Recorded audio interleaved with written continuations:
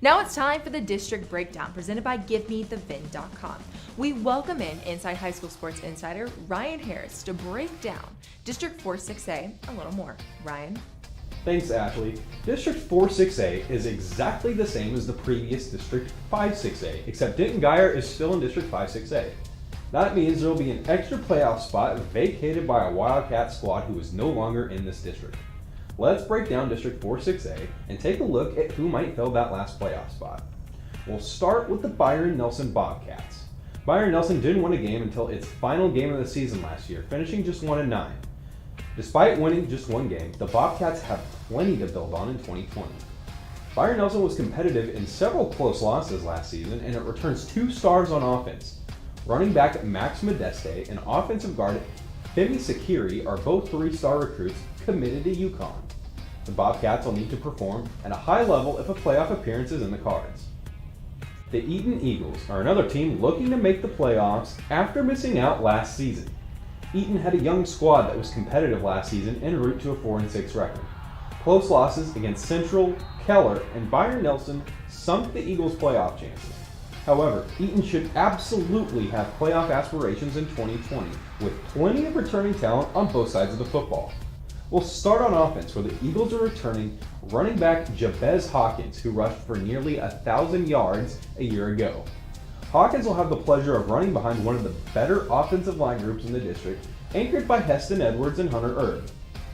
Plenty of talent is returning at wide receiver as well, and Braden St. Ama figures to take over at quarterback in 2020. The defense returns plenty of talent as well, headlined by defensive end and 3-star recruit Jaden Gray and defensive back Jalen Thompson.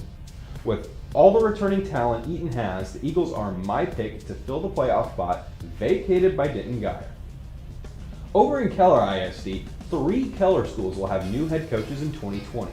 We'll start with the Central Chargers. Mike Sports has been the defensive coordinator at Central for the last decade, and he's been promoted to head coach. This is good for a Central team that finished 7-4 and made the playoffs a year ago. Sports is plenty familiar with the program and his players, so the Chargers shouldn't miss a beat in 2020. There are plenty of question marks for Central in 2020 though. Athlete Landon Walker will compete for the quarterback job, but he'll need to have a big season regardless of what position he ends up playing. There is plenty of talent returning at wide receiver, but the Chargers have questions at running back. Darius Graham returns to lead a strong linebacking core, but there are plenty of holes to fill on the defensive side of the ball for Central as well. Central has a lot of plug-and-play athletes, and it will be crucial for Sports to figure out what works best for his team early in the season. Tony Baccarini won't be on the sidelines at Fossil Ridge this fall for the first time since 2007. Former Denton Guyer defensive coordinator Derek Ramsey is now in charge of the Panthers and inherits a team that finished just 1-9 a year ago. There are questions in the backfield where Fossil Ridge lost its quarterback and running back from a season ago. Top receiving target Russell Wilkerson will be back to help out the new quarterback. Jordan Ederson returns to lead a strong linebacking core, and talent returns along the defensive line as well. Ramsey will have his work cut out for him in 2020 as he starts from scratch with Fossil Ridge. Marshall Williams swapped schools in District 4-6A after serving under Riley Dodge's South Lake Herald's offensive coordinator a year ago. Williams is now the head coach at Timber Creek, and he has some work to do. Timber Creek finished just 3-7 last season and struggled in district play. The Falcons will need to double their win total from last year in order to make the playoffs. Running back Caden Best will need to have a productive year if Timber Creek expects to play in the postseason. Defensive back Cameron Minix is also back, and he'll bring a physical mindset to the defense. There is a foundation to build on, but Timber Creek has plenty of work to do in 2020. Carl Strelo has led the Keller Indians to 3 straight playoff appearances for the first time since the 1960s. Keller has suffered heartbreaking losses in the first round of the playoffs the last 2 seasons. Can the Indians win a playoff game this year? It'll start with returning quarterback Hayden Anderson. The dynamic quarterback has gained steam on the recruiting trail recently and figures to have a big senior season this fall. It'll be protected by a solid offensive line led by Landon Blubaugh and Hilton Marsh.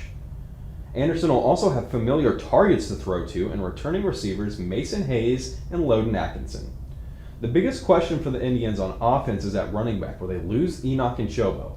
Replacing his production will be key. On defense, Keller returns defensive end Nick Ravalico and defensive back Zach O'Day. The Indians also return talent at linebacker. Now, I normally don't mention special teams, but a good punter can be a weapon too. Keller returns all-district punter Clayton Thomas, who can flip the field when he needs to. With plenty of returning talent in an easier district, this could be the year Keller finally breaks through and wins a playoff game.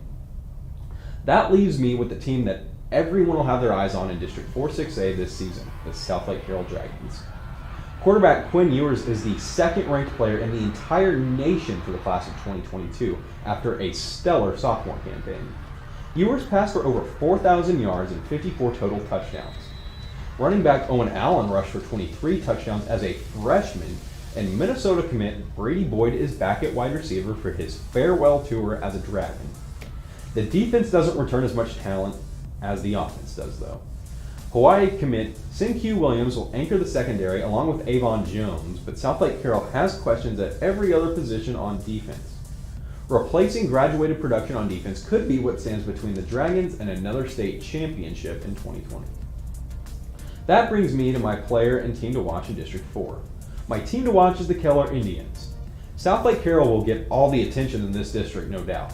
There's the top-ranked quarterback or the sophomore phenom at running back. There's the father-son showdown when Coach Riley Dodge takes on his dad, Todd, when the Dragons face Austin Westlake in non-district play. But watch out for the Keller Indians.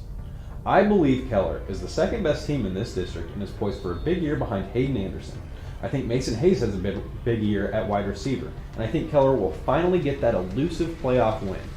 I'm interested to see just how often blue lights will be shining in 2020. My players to watch are Southlake Carroll quarterback Quinn Ewers and running back Owen Allen. I chose both Ewers and Allen because of how good they are and how young they are. The youth movement is in full effect with those two at Southlake Carroll. Ewers burst onto the national scene last season as a sophomore, and Allen could do the same this year in his sophomore campaign. I know everyone will have their eyes on these two, but also keep an eye on the two players I just mentioned for Keller, as well as Central athlete Landon Walker and Eaton defensive end Jaden Gray. Byron Nelson has a pretty good duo too that I mentioned earlier, and running back Max Modeste and offensive line. The district breakdown is presented by GiveMeTheVin.com. These teams make it look easy, just like GiveMeTheVin.com makes it easy to sell your vehicle.